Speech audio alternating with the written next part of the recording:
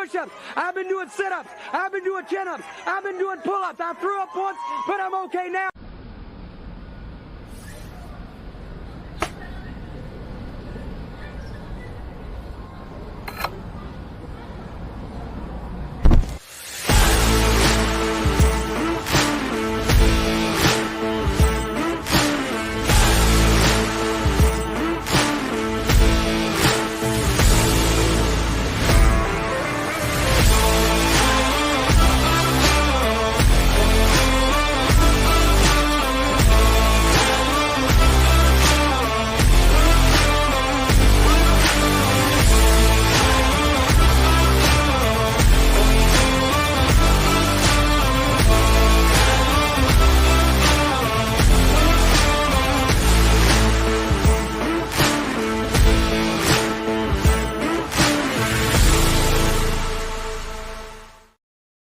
What's up, everybody? Welcome to a Tuesday edition of the Ysn Power Hour. DJ Yoakley with you after a week's hiatus due to baseball, due to softball, due to basically being all over the Northeast countryside. We are back in the saddle with some great talk show for you. Obviously, we're back with, we had Power Hour right now at 2 o'clock to 3 o'clock. We had the Casual Sports Podcast and Anthony and Ty holding it down on Running Point from 12 to 2. So we appreciate you all joining in. And today we have a very special show for you, getting things back kick-started. It's the Canfield track and field team. Well, at least some of them, the guys that are going to be going on to states this Friday and Saturday in Columbus to represent the Canfield Cardinals. We have them all, I think, in the back room, and we'll have them all in just a moment after we get to On This Day in Sports History. So, hell, let's get right to it.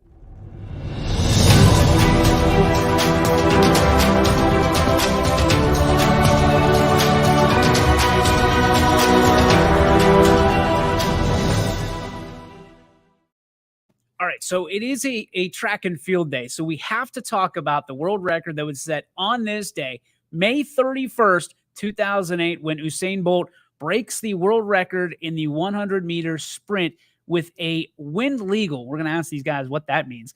9.72 seconds to only be broken the next year to make it 9.58 seconds. That is the world record as it stands to this moment. I'm just going to go out on a limb and say that I'd be lucky to get probably double that at this point in my life. And then these guys that we're going to interview are going to be, I would put them up against Usain Bolt. Let's see if they put themselves up against Usain Bolt. Let's bring them in, trying to bring them in all together, but I got to do a lot of clicking to get there because we got this thing star-studded. We got a lot of Cardinals in the nest here today. Boom, boom, boom, boom. There's a couple more bang and bang right here. Look at this. We got a full house, boys. Welcome. The Canfield Cardinals, ladies and gentlemen. We'll go from, if you're looking at the screen, from me over, introduce yourself and what you're going to be running. Nick, I know that's you up there, so introduce yourself first. Hi, I'm Nick Plant, and I'm going to be running the 800 at State. I'm Ronnie Sinkovich. I'm going to be leading off the 4x8 at State. Hi, I'm Jason Hammer. I'm running the 4x8 at State. I'm Ryan Bennett. I'll be in the 4x8. Hello, my name is Ty Piver. I will be in the seated shot put and seated 100-meter dash. Hi, I'm Blake Baker. I'll be running the 4x800 at State. What an unbelievable group of guys. So what's funny is we interviewed Nick during football season, which is typically something that you don't do and you don't cover. But when you're a national champion and you're making waves all over, not just the state, not just local, but the country, Nick, you're someone that people follow left and right, but you've got some teammates. You've helped them get there, and they've helped you get here. Talk about why this season in particular has been so special for you. Just taking this team to state, working together to get there in the 4x8. It's just a really, really nice thing. It's a lot better than running by myself at state. I get to share the experience with them, so I'm really excited for this weekend.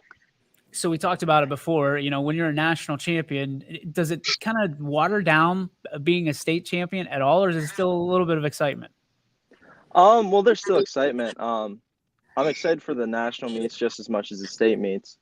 But the goals have expanded as I've reached each and every one of them. So, still the same goals as last year. I'm really excited to see what I can do. I think one of my favorite things that you said when we did the first interview with you is what's your favorite part of running the event? You said finishing because Oh, you're just not a fan of running that much. Is that still kind of a stigma for you? well, I like to get it done as quickly as possible. I like to cross that line first. So as fast as I can get across the line, the better. Yeah, it's always hard to go throughout the race. So I'm always glad when it's over. Love it. Ronnie, what about you? I mean, to be part of this team and to kind of be established with these guys, what's your favorite part of being part of this squad? Definitely just, winning some things. It's a blessing to have Nick Plant anchor leg. So I like leading off. I get to watch all the other guys run, and then it's really just a blast to watch them compete against everyone else. I really enjoy that part. So a leadoff man, I'm familiar with what it takes to be a leadoff man, in a baseball lineup, but to be a leadoff man and what you do in a 4x8, you really set the tone. I mean, you really are the guy that sets the tone for the rest of the race. Talk to me about what kind of pressures come with that and what kind of adversity you've had to fight through to not only be on this team, to stay on this team, but to be some of the best in the state. Yeah, there's definitely a lot of pressure being leadoff. I just like to go out there and kind of sit back and then give whatever I can the final leg to try and get my second man in advantageous positions that he can carry it on and then eventually get it to our anchor to really bring it out. But it's just been great running with him. What is the most challenging part of being the leadoff man? Probably the start, like the dead start, because you'll have two guys packed into one lane, and then you got to fight with him to get the pole spot in your lane, and then just make sure you get around the curve, and then, like I said, get into the advantageous spot for the next guy. Jason, every team seemingly has their own character. What kind of character do you bring to this team? I mean, I don't know. I'm just on the team, I guess. I mean, I don't really know how to answer that. Here's a better question for you. What's the thing you bring best to this team? What do you feel is the one thing that you bring that nobody else does? I mean, I love to run. I mean, that's all I can say. I'm just a part of the team. I don't bring anything special. I feel just yeah. All right. So if this team was the Avengers, which Avenger would you be and why? I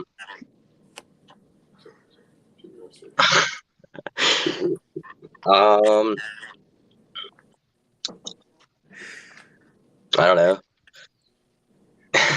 What part are you most excited about for Friday and Saturday?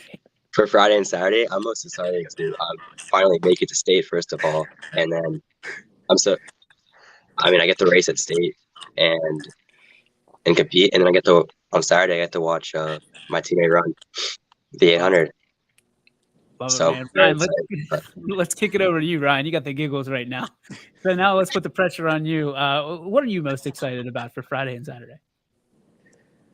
Well, it's going to be our last race of high school track, and it's awesome because I've been running with Ronnie and Nick for 5 years, so it's going to be a nice way to finish it off in Columbus.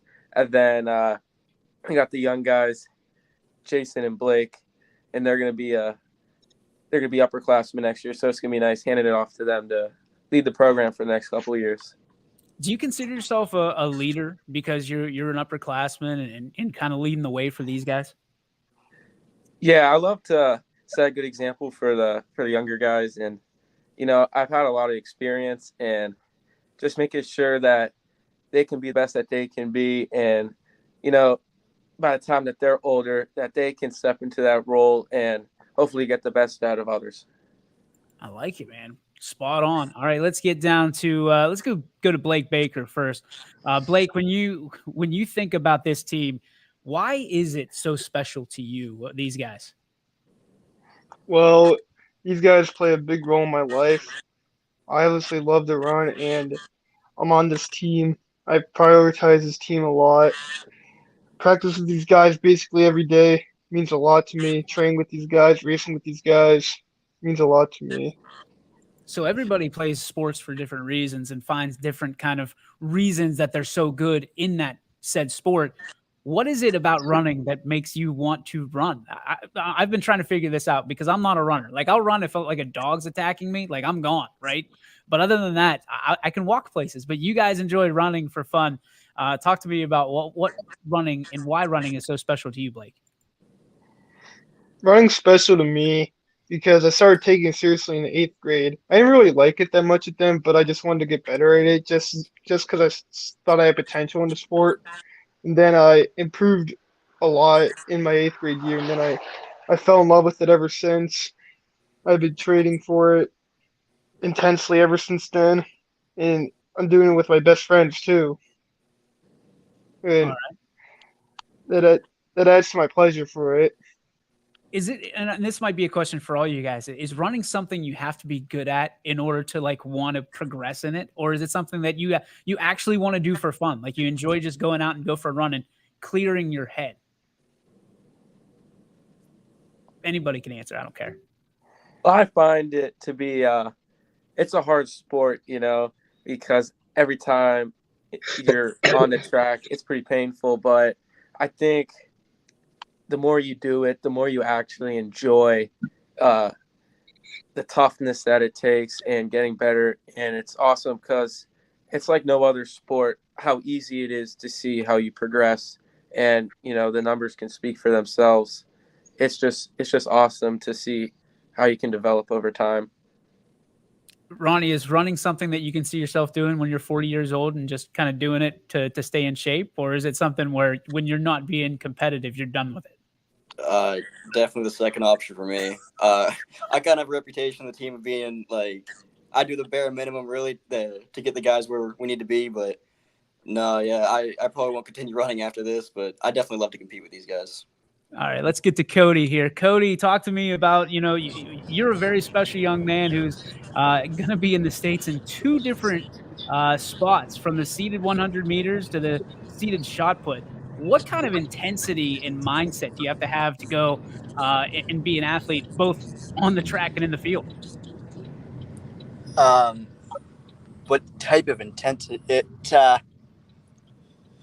You have to really want, especially when it comes to competing in these higher level tournaments. You have to know what you're doing. You have to really want to run very hard to get better for where you're at. But you that's definitely part of that intensity piece. And you have to very much push yourself. Is there a different mindset that you have to have for the 100 meter than you do for the shot put? I mean, they're 2 separate events is right. all I can say, but in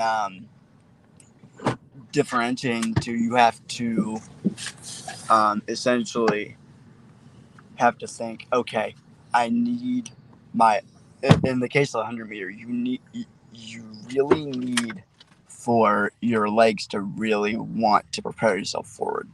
You have to really think, okay, I need to sprint. Like this is happening. It needs to happen. But when it comes to shot put, basically, you have to know that you have to get in, quote unquote, the zone for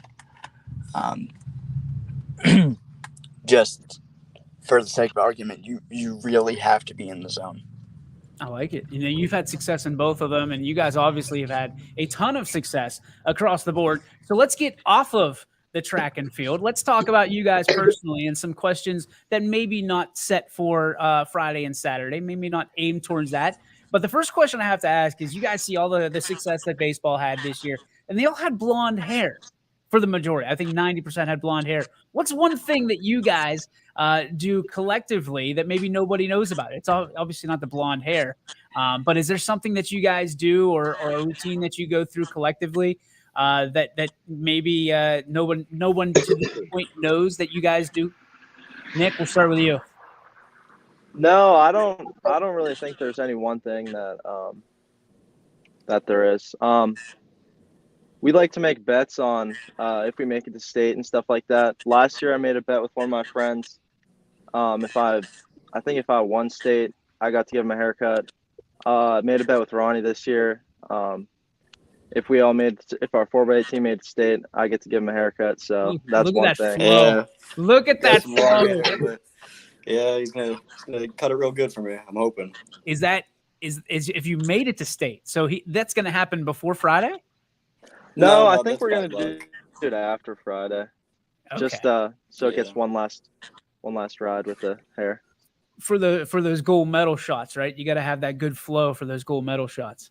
Yeah, Yeah. of course. All right, Ronnie, what's one thing that this team does that nobody really knows about, or maybe those guys don't even know about? Are there any superstitions that you have before meets? I wouldn't say I'm overly superstitious, but I definitely, obviously, I'm not cutting my hair because bad luck or whatever. But no, I wouldn't say there's any like set requirement of things I have to do before a meet. But yeah, No superstitions. Okay, let's go to Not Jason. really. Jason, here we go. You ready? Yeah. Big one. Do you have Superstition. any superstitions? I mean, yeah, I always wear the same headband. I always wear my same pink underwear. I mean, those are my only two superstitions, but Is that real? yeah. Yes, it is. Oh my gosh. How do you know that, Blake? He raced in it once. No shorts. Well played, boys. Well played. Jason, you made a mighty comeback on that, man. I appreciate it. All right. Ryan, superstitions for you. Yeah, I'm not too superstitious, but the whole time at the track meet, I'm thinking about where we're going to go to dinner after. We like to go together, and we like to compete to see who can eat the most. Where's the number one spot for you? We like to go get tacos at El Jalapenos. Sometimes we go get wings at B-Dubs. Or sometimes we go to Chili's. Who can eat the most? Is it hands down somebody? Oh, definitely Bennett. yeah. He had a 4-for-4 challenge, or not a 4-for-4. McDonald's dinner box challenge. He ate the whole dinner box in Oh man. I don't know. 17 What was it? minutes. Yeah, I'm a little bit better at eating food than running. Wow. So hopefully you're a state championship Yeah, hope food so. eater, I guess. Yeah. Have you ever thought into going into competitive eating? People tell me to, but yeah, I don't know if I'm built for that. What would be the one food that you would challenge someone like a Joey Chestnut to? Pancakes. Pancakes. We had the pancake eating contest at Coach's house, and I am a 2-time defending champion, so I'd have to go with that. Do you have a belt for that? No belts, just pride. Oh man, Coach is gonna have to get a belt, man. We might have to have one made for him. The pancake belt, or the syrup strap. That's what we'll call it. The syrup. I agree. Strap. Blake, how about you? What things do you bring to the table from a standpoint of superstitions? You got to have some. I'd say I'm fairly superstitious. Like, I try to wear the same pair of socks every race. I always have like a set number of things I bring to the meet so I could be prepared. Do you wash the socks? Yeah. Okay, thank goodness.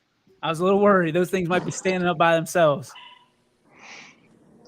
And what about you, Cody? What superstition do you have? Well, we sorry, not sorry, but we saged the house before I raced.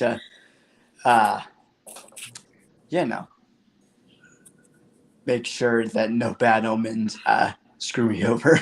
So That works. That works. All right, last question for all you guys. We're going to go one through everybody. All right, we're going to start backwards this time. Cody, we'll start with you from a standpoint of who is your favorite superhero? Who is it and why? my favorite would have to be Iron Man because obviously he is the perfect mesh of man and machine, kind of like I am on track. I like it. The Iron Man, the Canfield Iron Man. I dig it. All right, Blake, your favorite superhero? I kind of like Spider-Man because I like his personality. He's a cool dude. All right, Ryan, how about you? I'm gonna go with the Flash for this Friday. Gonna try to develop that persona. My guy, look at him. He's already building. He's going to be an on-air personality before Friday's over. I'm telling you right now. Jason, how about you? Honestly, my favorite superhero is Deadpool. He's funny. He heals himself. I mean, that's pretty cool. It's fast. Respect for that. Ronnie? Yeah. Probably got to go with Batman. I don't relate to him too much, but like me and Nicholas for a while, we pretended to be Batman, so got a sentimental connection to him. Do you have a Batman voice that you can give to everybody? No, but I have the Snapchat filter I put on sometimes. Okay. Nick, how about you? I don't know. I think I'm gonna have to go with Captain America, just because he's pretty cool. I mean, he could do a lot of different things. So. Well, the cool thing about this is none of you guys picked the same superhero. So if we had a draft, you'd all get your first round draft picks. So congratulations to you boys. We're so proud of you here at YSN. Can't tell you just how much of a fan we all are. Continue to kick ass. Go down there to Columbus and bring it back to Northeast Ohio. You guys deserve it more than anybody I know. So get down there, put the work in, and bring home the gold for us, all right? Thank you. Thank you guys very much for joining us. Greatly appreciated here on the YSN Power Hour. That is your Canfield team that is heading down to states. So grateful for them for stopping by and for being part of the YSN Power Hour. Thanks to Coach for setting this all up and making sure that his guys get what they deserve. What a great group of guys. And you look at this and you start wondering about, the group of kids that are different than the rest. And you talk about, Nick gets his fair share of credit for what he's done in the body of work that he's done, but he's been able to really push these other guys because they get to see him every day in practice, and then they get to live up to that. They use that as kind of the standard of where they need to be to become state champions. And this Friday and this Saturday, all those gentlemen that you just saw here get to go down to Columbus and get to prove it, and they do it with the YSN flag attached to them and the flag of all of our area schools attached to them because they're representing Northeast Ohio. And that's why I love this part of the year. I love when these guys and these girls get to represent their area, not just their school anymore, but their area. So these guys get to go down and represent us all. They get to be the heartbeat of Northeast Ohio, the 330, if you will. And hopefully, and we're all rooting for them, they bring back the gold here to Northeast Ohio. So good luck to all of them. Good luck to everybody that's competing at states that is under the YSN banner. We're so incredibly proud of you and looking forward to telling your story very, very soon. When we come back from the break, we're going to talk about how, what a challenge it is. And just from a standpoint of this time of year, I guess, when you start losing teams that have worked so hard and you think that they've got a chance to be state champions, how challenging it is to watch the heartbreak, to see the literal heartbreak on their faces that happens, and the optimism that you have for the teams that remain, the players, the runners, the eventees that remain and representing our school. We're going to talk about that and more when we come back on the YSN Power Hour. Stay with us. It means the world to me to know that what we're doing is impacting people. And whether it's simply I got to watch my son or daughter when I was out of town, or we just love watching YSN, we love what you do for our son or daughter. So whenever someone says thank you or someone is appreciative of what we're doing, it tells me everyone at YSN is doing what we initially set out to do, which is shine a light on these athletes and help them kind of promote themselves. My name is Anthony Hartwig, and my sports network is your sports network.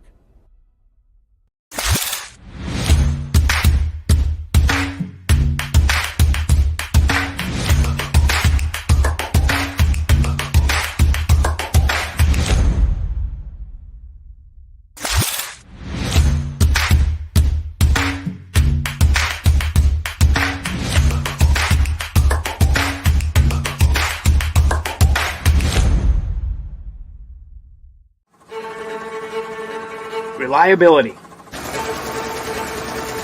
innovation, scale. These 3 values are those we look forward to in our business and in our team.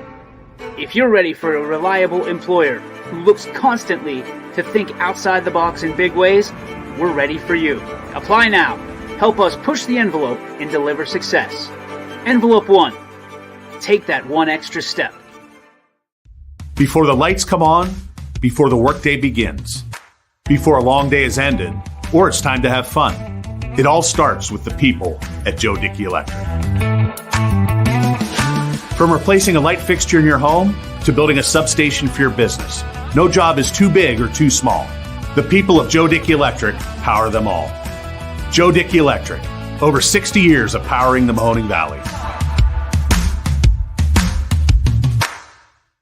You're not waiting to see what the world has in store for you. It's more about what you have in store for the world. All you need is the opportunity. All you need are the resources of a large university and the advantages of a personalized academic setting where you can experience new worlds in the arts and sciences, business, and education and make them your own. We are where you shape your future. We are Youngstown State University and proud. WRS Wealth Advisors, the area's premier wealth and retirement specialists. Located on South Avenue in Boardman. And welcome back, ladies and gentlemen, to the YSN Power Hour. DJ Oakley with you. Appreciate you hanging out. And welcome back. I'm so happy and apologetic at the same time that we weren't able to have the show last week. I know that a lot of you kind of understood why, because we had a lot of 2 o'clock games that needed covered during the week. And even the 5 o'clock games that we had coverage of, they were a little bit away, about an hour and 15 minutes away. So we had to make sure that we had games come first. That's just the pure point of it. And they always will. The student pardon me. The student athletes will always come first. And we try to make that, no exception to the rule when it comes to this. And sooner than later, I will tell you that we'll have a plan for a backup host, so that way maybe you don't miss it at all. So excited for that. A lot of big news coming this week, moving on into next week. A couple of things I can tell you about before the press releases are even out there is that the YSN All-Star Game will be on June 25th for the baseball. And again, it will be all benefits and things of that nature will go to Project MKC, and we'll have a press release out there hopefully tonight after Scrapper Fest here on YSN and ysnlive.com. So you'll be able to check that out. But we're excited for that. To me, that is my favorite night of the year between the baseball and softball All-Star games. Nothing to take away from any of the other All-Star games that we do, whether it be basketball or in this coming fall, we'll have volleyball as well. But baseball and softball, it's always going to have a special place in my heart. And certainly it does, because when you see that many uniforms on the field, when all the teams are in one dugout, and especially that end of the night picture that we always get where there's so many uniforms represented and all the kids are together playing one sport and they're a community. And that's a picture that I think most kids want to have for years down the line, to say they played with so-and-so. And that's why it's so special to me, is because all those kids are not only just playing under the YSN banner, but now they're able to be a part of something that means more, that's giving back to the next generation of kids. And especially with this Project MKC, to be able to help make a difference immediately in their own communities. And I think they're very proud of that. I know their parents are very proud of that. Their schools and communities are very proud of that. And that's the goal. That's why we do what we do from that standpoint. It's not about us. It's not about making a buck. It's not about doing anything. It's about making an impact and not a buck. So we're excited for that. That'll be June 25th. We're working on finalizing the girls softball All-Star game right now. Our first date got mashed because we were trying to have it on the 2nd of July, but obviously nobody wants to work that weekend, and I certainly understand. We're trying to have it at Youngstown State University again. We had a great time that week last year. great facilities, great turnout, not a bad seat in the entire house. And we're trying to make that happen. So hopefully they get back to us and we can solidify the date on that. Right now, we're hoping it's going to be the 26th, so we can just make it the All-Star weekend for YSN on Friday night, or on Saturday nights, the boys game, on Sunday nights, the girls game. And then that's it. Close it out. Close up the book on the high school baseball and softball. And you know what's great and sad at the same time is what I kind of led into is it's a challenge. And it doesn't get any easier as time goes on. And I talked to the guys about this on Thursday, I believe it was, when I was in Thurman Munson Stadium in Canton, and I jumped on Running Point. You know, when I first started YSN, you know, you root for teams. You do. You root for one or two or three teams that are left at the end. And, you know, the teams that you kind of saw in the early going that were going to be pretty good. And you draw closer to those teams. And maybe the teams that are surprises, you draw closer to those teams and you start kind of wearing your heart on your sleeve and rooting for these teams. There's a lot of teams on the wall now, right? And there's a lot of teams that we root for very openly, especially when it's YSN versus the world, so to speak. And, you know, this is a very challenging part of that year. And it's not just in this sport. It's not just in spring sports. It's in all sports. When you see these teams and some of these players that you've been covering for the entirety of their high school careers start being eliminated, and it sets in for you as an announcer or as an individual, as a parent, and sometimes even as a player, that's the last time you're suiting up. That's the last time you're buttoning up that jersey. That's the last time you're going to lace up those cleats. For some of you ever, the last time you'll play competitive sports. For some of you, you'll play in a different uniform. For some of you, that's it. And it's always very challenging. And I thought it would get easier. I thought it would get so much easier as, you know, emergency room nurses will tell you that they become callous to situations. They become callous to things that they never thought they would become callous to and be able to overcome and talk about openly, just like if it were, you know, matter of fact, you know. And I thought that would be the same way for what we do. And I got to be honest, it's not. It's not at all. And it's an emotional experience. You know, when you see kids, I can remember, and I'm probably not going to surprise anybody with this, but a guy like Jake Gehring, who meant so much to us, me personally, young man who will always follow no matter what he does in his life, comes from a great family, comes from a great school, a great community, has a great personality, great character to his name, and would go in the foxhole with him anytime he needed something.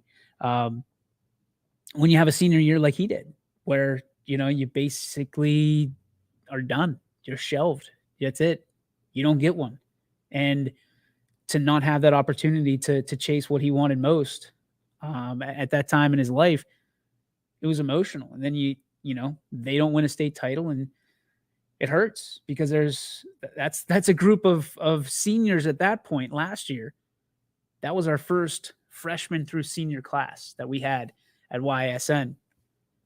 And then there's this year, you know, you got kids that are having great years, you know, fighting for championships. And then, you know, they just get stymied in the postseason because it's one and done. It's win and move on, lose and go home. And, you know, guys like Joe Roth, who, you know, super great game yesterday in summer ball for the Astro Falcons. He pitched his tail off like he always does. But I know in my heart of hearts that young man probably didn't take that the Austintown Fitch Falcon jersey off for like 3 days. You know, it's a challenge whenever the season that you think so much can happen and doesn't go your way. And that doesn't mean you have to hang your head about it. And, you know, everybody wants to win that state championship. Everybody. I mean, those guys that we just had on, all of them are expecting to go down and win. And that's what a winner does. You never go down and say, oh, I wonder what happens if I lose? That thought should never enter your mind. but you never go through what it's like to lose. You never go through that emotion because that's not what champions do. That's not what winners do. You think about who you're going to pass the trophy to first. Who's going to go collect that trophy when they say, captains, come get it? Who's going to go get it? You know, when you win the Stanley Cup, what order will you grab the cup? You know, it's one of those things where it's such a tough thing to see these seniors lose. And I hate to sound like that. You know, I hate to be like, oh, this is a sad show. But you look at Ysn playing 13 innings on a Saturday when they were supposed to play on day before Friday. And it goes 13 innings, and they get walked off in the 13th. And the heartbreak that they go through, because they basically played a doubleheader, played their hearts out, and came up short.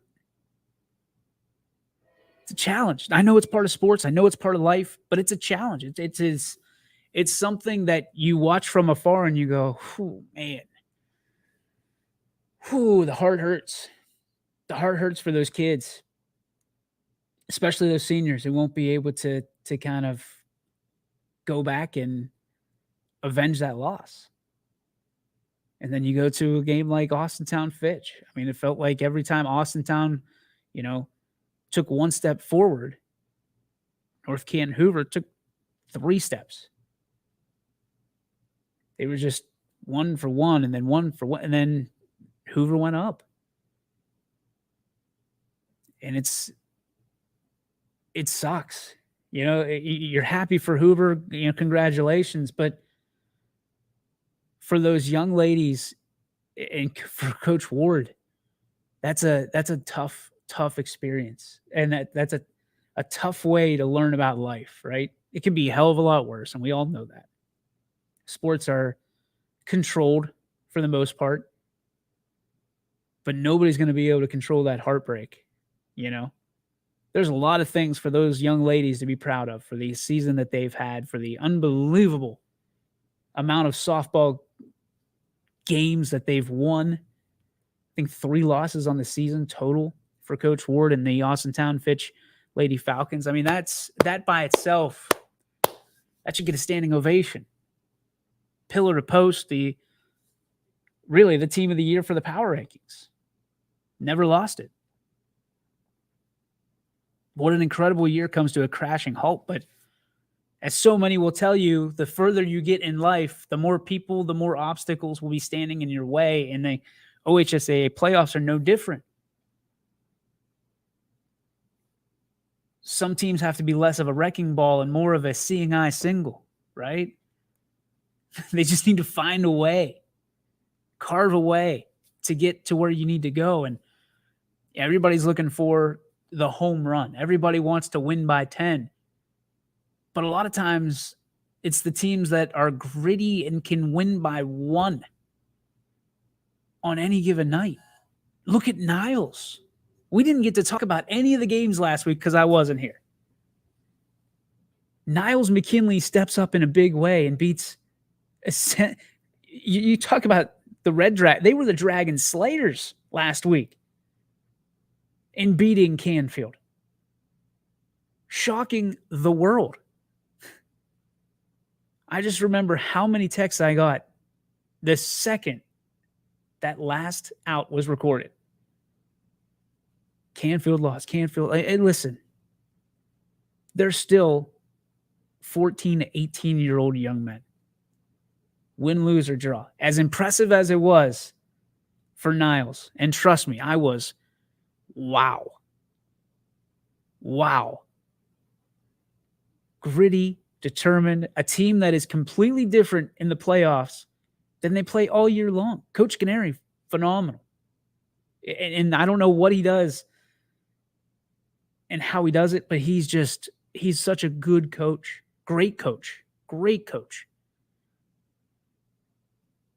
And Canfield, once again, learns, to no surprise of anybody that wears a Cardinal uniform, that they've got a target on their chest and on their back. And they got it. They got it. And what I don't like, and this will be part of my spark, is I am so incredibly fed up and tired with people, especially in the media, especially the ones I come across, that know more than coaches, or I should know more than coaches. There's situations that you've got no clue about. And some people go on social media and pound their chest and talk about how this is what I would do. I don't know why they're not doing. Listen, you're not the coach. And there's a good reason why in the majority of times, in the majority of reasons, you're not the coach. Gary Niddle, one of my really good friends. I consider Gary a really good friend. There's a lot of guys on that staff that I consider very close. And I would tell them anything. And I just told Gary in a text message, I'm here for you. And he said, and I hope he doesn't mind me saying this, that he had a rough time for about an hour. As a coach, it's always a special group. Because especially when they're seniors, for the most part, you've had those kids for 4 years. If you've had a legacy at all, if you've been part, whether it be a assistant coach, JV coach, head coach, pitching coach, whatever. In a lot of those cases, you've seen those boys grow into men and those young ladies grow into women. In the fair yet unfair situation about sports is there's only one team at the end of it that gets to go out a winner. That's why they're the playoffs. That doesn't mean that you should be shameful of bowing out when you're in the top 8. Doesn't mean that you should be ashamed of yourself when you had a season like Canfield had. 4 no-hitters. And people are going to go, no, that's a special year. Name me another baseball season that you've seen 4 no-hitters from one team. Oh, wait. I don't remember it once. Softball, Sidney Watts having one of the greatest years I could ever imagine. Not even ever heard of. What else could a freshman do for a team to be named the YSN Player of the Year, to be 11 home runs because she hit one the other day in the playoff game, 250 plus strikeouts. I think she was over 300 if I'm not mistaken. That's a freshman. It's a 14-year-old girl. That's work. And to think that those kids only have more room to grow. I like, the future is so bright. We talked about it all season, how great baseball and softball here is in the area. And I can only imagine how good it's going to be in the next 3 to 4 years. I mean, you got a kid in Landon Beidelshees of Canfield who could potentially get drafted. And there's a chance that he does it, but nobody's talking about it. Nobody, like, not even whispers. You've got a kid in Mark Bunch from Mineral Ridge that throws 2 no-hitters back to back. But I've said it before and I'll say it again. This area is so good in baseball that even the brightest stars can be dragged down. Because that's what happens when you have good talent all around the area. Jackson Milton, another team nobody's talking about. The incredible run for Jackson Milton. Did it come to an end? Yes. Do they have a story to write home about? You betcha. It's been phenomenal.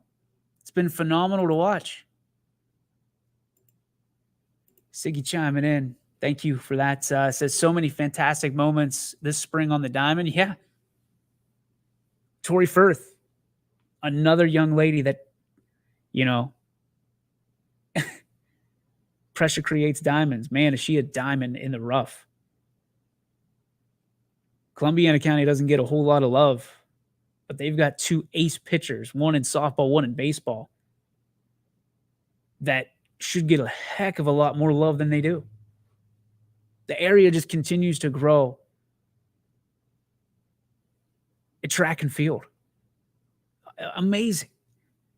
Amazing. The talent we have here is better. I'm going to argue this till I'm blue in the face, and I would have a debate with anybody that wants to have one. The talent here is better than anywhere in the state. It's better than anywhere in the tri-state area, I would argue. Northeast Ohio, Western Pennsylvania. I'll put them up against anywhere in the country. Anywhere. Texas, see ya. Florida, bye. California, are you kidding me? God bless y'all. But you're no match for Northeast Ohio, Western Pennsylvania. I am sorry. You look at what Mohawk is doing over across the border. Nick Mariano has his boys going. They're in Whippeals now. They are in the finals. And they're going to do, in my heart of hearts, they're going to do damage. I am excited to go to this game tomorrow night. Just to be a fan, just to be a supporter of Mohawk athletics. To show them, hey, this is what it means to be part of the YSN family. We'll be there. We'll be there. Don't you worry. Can we broadcast it? No. It has been made abundantly clear to us that we're not permitted to broadcast in Western Pennsylvania from their playoffs yet. But don't you worry, folks. We're moving that mountain, surely enough. But the point being, the way it all started, it's a challenge. It's a challenge to watch these kids do so well, to accomplish 9/10 of their dream, and then to come up short when they're going for a state title. What that doesn't mean is that they failed. Just because you don't win a state title does not mean that you didn't accomplish so much that season. And let's be honest, some teams have really locked into state titles. And coaches, if they're being completely honest and you shoot them and inject them with some truth serum, they're going to tell you that they weren't the best team in the state that year. There's some luck that goes in to a state title. There's no doubt about it. It's not always the best team in the state that wins the state title. It's the best team at that moment in that circumstance that survives that wins a state title. I guarantee you there's a plethora of Uncle Ricos out there who can throw footballs over those mountains that if coach would have put them in, they would have been state titles. But there's even more people out there that are right when they say that if we wouldn't have been beaten by this team, or if we had a better path like this team, then we would have had a chance, or we would have had a better opportunity to win the state title. Such is life. That's what I say to those people. Everybody wishes, I would imagine, that there was 5 years instead of 4 years to play high school sports. Because that 5th year, man, I could throw that football over them mountains, Napoleon. Right? Everybody can win with one more year. But that's why it's humbling, right? The real competitors, the real athletes, the real champions go out and they attack while opportunity still exists. It's easy to play Monday morning quarterback. It's easy to go and say, well, we would have won the championship if this and if that and if that. It's easy to say that. It's cop out. Seth says the future is bright. Still a lot left for some teams. Let's go. Let's go. My buddy's probably saying that right now. Z, I know, I can hear you, buddy. There's a lot left. There's a lot of meat left on the bone. And I don't want to get too down about it. We've still got South Range. We've still got Ursuline. We still have Warren JFK. We still have Louisville. I feel like I'm missing somebody, and I apologize if I am. But I know those 4 teams right off the top of my head. So my question becomes, it's not who you root for, because I hope you're rooting for all those teams. It's going to be interesting if Ursuline and South Range meet for the regional title in Massillon, Washington this week. That's going to be interesting. Like a whole bunch of interesting. For a lot of different reasons. But if that happens, how fun is that going to be? How fun is that going to be? Fun, I'll tell you that. JFK, that's my team, right? That's my Division 4 team that I think runs the table. They got to go through Gilmore. They got to go through that whole bracket there over in that regional. But they've done it before. Last year, state champion. They'll do it again this year, state champion. The most clutch hitter in all of the network right now. Where's the number 16 on Warren JFK? And that's Michael Morrow, the Iceman. Offensive Player of the Year for YSN. There was a lot of players who could have been Offensive Player of the Year. But when you look at the body of work and what the Iceman did all year, every time his team needed a hit, he got it. Anything his team needed, he did it. And then he goes out and throws in another clutch performance at Ysn Park. And it was a no-doubter. And there's a lot of people saying, well, this kid had 3 home runs, and this kid had 5 home runs, and this. But when did they come? To me, baseball is a clutch sport. I don't care if you have 10 a year. If those 10 hits come with runners on third, runners on second, and the game on the line, and you are coming through in those 10 hits, coach doesn't care if you're batting 100. If you're coming through in the clutch and winning 10 ball games. Michael Morrow is a living legend in the 4 walls at the Yoakley house. I mean, he's and on top of all of it, not for nothing, as they say, is the young man is going to West Point. And Michael Morrow is a young man who deserves so much more credit. So much. But he doesn't want it. He doesn't seek it. He doesn't crave it. A young man who craves to be a team guy, to be a family guy. That, my friends, that is great parenting. That is great parenting by 2 of the best. Can't speak enough about mom and pops. They're great people, but again, the story that I've been told, and I hope to tell it one more time before it's all said and done in following the Eagles. But you look at the Eagles, and I think they've got a chance, a real chance, and I think they've got a real big chip on their shoulder too, because there's a lot of people that said they couldn't do it without Cam, and there's a lot of guys on that team that are trying to prove everybody wrong. Because baseball's a team sport. As good as Cam was, and man, is he ever. And nobody's going to be able to doubt that because he goes out a state champion. But I think there's a lot of Eagles that are saying, hey, we were part of that team too. We were part of that 11. I'm taking the Eagles. Hands down, no doubt about it. And I would say it loud and crisp for everyone to hear. I'm taking the Eagles to win the D4 state championship, as I did at the beginning of the season, if you recall. The other team, Louisville, is a team that there's a lot of people that think that they shouldn't be there. There's a lot of people that think that they took their ticket. There's a lot of people inside, outside the YSN network that say, yeah, that's great, but if ifs and buts were candies and nuts, and the world would be a greater place. It doesn't work that way. Coach Warner put everybody out on watch. Anthony Warner, their ace, lit up the radar gun, lit up Salem. He did what he had to do. Salem, to me, was still a huge threat in this playoffs. And Louisville knew it, and they took it to him.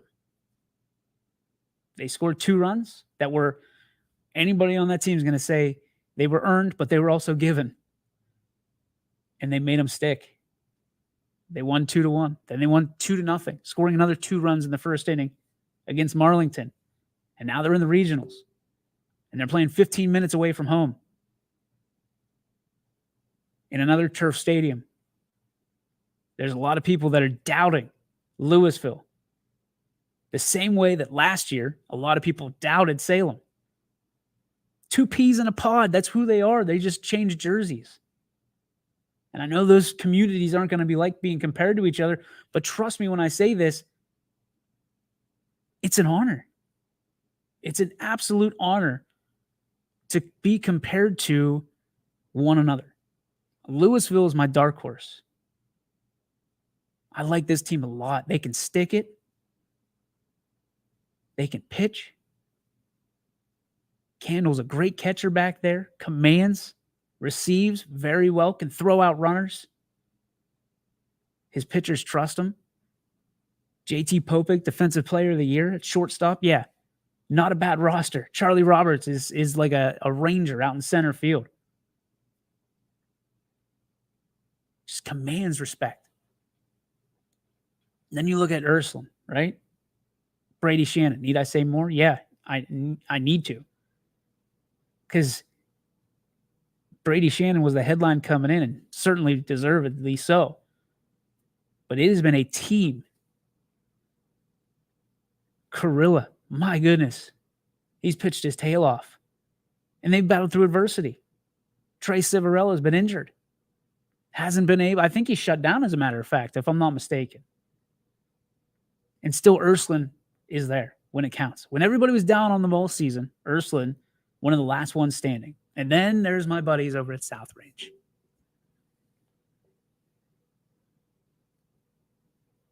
To no one's surprise, am I so proud of South Range. Jim Hannock, once again, has his team craving a state title. NE8 champions. Not enough for them. Fantastic acknowledgement. Not enough for them. District champions. Not enough for them. This is the most locked in I've seen Jimmy Hannock since they won the state title.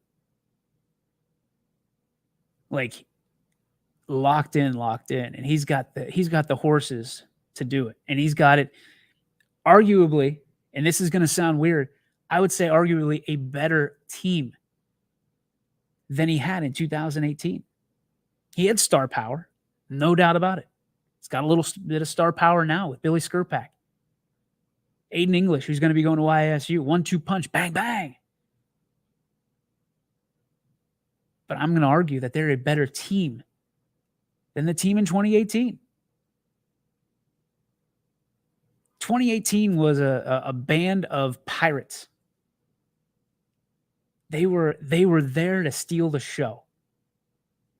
You had characters from both ends of the spectrum. You had bad boys. You had just high caliber character kids on that team. You had swagger. You had everything. And this team is just, hey, we're out here to win ball games and uphold, what was started for us, what we started back when in T-ball, what we started in coach pitch. We want to finish what we started. Man, oh man, oh man. What an exciting week it's going to be here on the network. And then above all the rest being the key word, we don't take a rest. We go right into Class B ball. Quinn Pushkar making sure all that the booths are filled. We'll have softball starting for you this week. Travel softball. Anthony Hartwig going to be doing that. He's also going to be being our main voice of the Boardman Community Baseball softball games here on the network. I will be detailing the baseball games. So we will have everybody from your, 8, 9-year-olds all the way up to June 2nd, which tells me we are 2 days away from. we will have the Mahoning Valley Scrappers right here on YSN, which we're incredibly proud of to be part of that partnership with Jordan Taylor and Heather and all the crew over there. And you might be hearing a familiar voice, one that you're very, very excited about, one that is the voice of the YSU Penguins baseball team. The one and only Richie Giuliano will be, hopefully, I believe, we're still scheduled to have Richie be the play-by-play for the Scrappers. We'll make sure that's all lined up for you tonight at Scrapper Fest. First game, first pitch, 7:05 on Wednesday, right here on your sports network, your official home of the Mahoning Valley Scrappers. That is going to do it. I would do our Joe Dickey Electric, What's Your Spark? But I kind of already did it in regards to people biting off more than they can chew and more than they know about. So just stop it. I mean, like, just save yourself some embarrassment, I guess, at that point.